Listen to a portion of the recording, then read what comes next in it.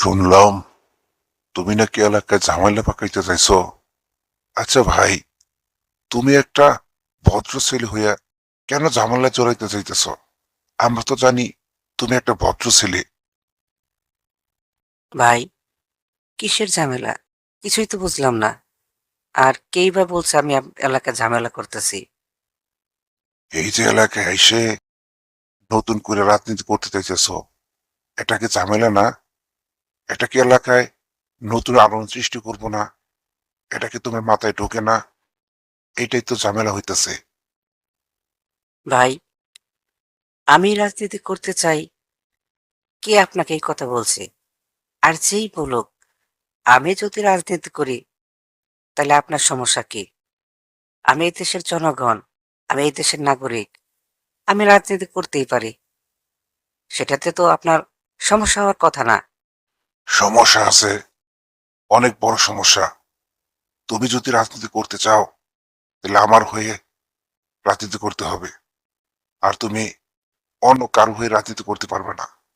আর আমি চাই না তুমি অন্য কারো হয়ে রাজনীতি করো। আপনি কে ভাই? আমি কি আপনার তা খাই না পড়ি? আমি কি করব আর করব না, সেটা ডিসাইড করব আমি। আপনি বলার কে? আপনি কি এলাকার অধিপতি না আমার গার্ডিয়ান? আমার ইচ্ছে যা হয় আমি সেটাই করব। শোনো, আমি তোমার ভালোর জন্যই বলছি। ভবিষ্যতে এই এলাকায় আমার হুকুম ছাড়া কিছুই হবে না। এলাকাটা কি জনগণ আপনার কাছে ইজারা দিছে, নাকি আপনি এই এলাকার অভিভাবক? আপনিও একজন জনগণ, সেফ একজন জনগণ। একজন সাধারণ মানুষের যে দাম, আপনারও সেই দাম। আপনার বাইরে কিছু নন। ছোট ভাই, তুমি ভদ্র বইলে এতক্ষণ কিছু কই নাই। তুমি কিন্তু কথায় কথায় আমারে অপমান করতেছ। আর ভবিষ্যতে কিন্তু আমি এই এলাকার চেয়ারম্যান হব। কথাটা হিসাব করে কইরো। আপনি ভবিষ্যতে চেয়ারম্যানই হন আর এমপি হন, সেটা আমি জেনে কি করব? আমার তো এতে কোনো মাথা ব্যথা নেই।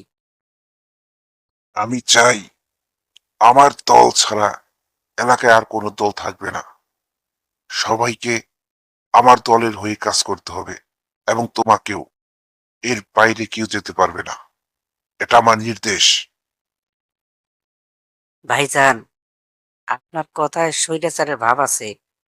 এখনো সময় আছে, নিজেকে পরিবর্তন করুন।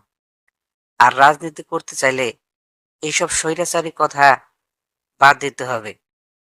আগের সেই দিন আর নাই ভাইজান। জনগণ খুব ভালো করে জানে কারে ভোট দিব আর কারে দিব না। আপনাদের মতো লোকের কারণেই দলের ইমেজ নষ্ট হইতেছে। তাছাড়া রাজনীতি করার অধিকার সবার আছে। যে কোনো দলের হয়ে কাজ করতে পারে। আপনি বাধা দিতে পারেন না। আর যদি বাধা দেওয়ার চেষ্টা করেন, তাহলে আপনিও হবেন স্বৈরাচারের দোসর। কথাটা মনে থাকে যেন। আমি তোমার জ্ঞানের কথা শুনতে চাই না, উপদেশের কথা শুনতে চাই না। তুমি আমার কথা শোনো। ভবিষ্যতে আমি হব চেয়ারম্যান। সুতরাং তোমাকে আমার হয়ে কাজ করতে হবে। এই কথাটা তুমি মনে রেখো।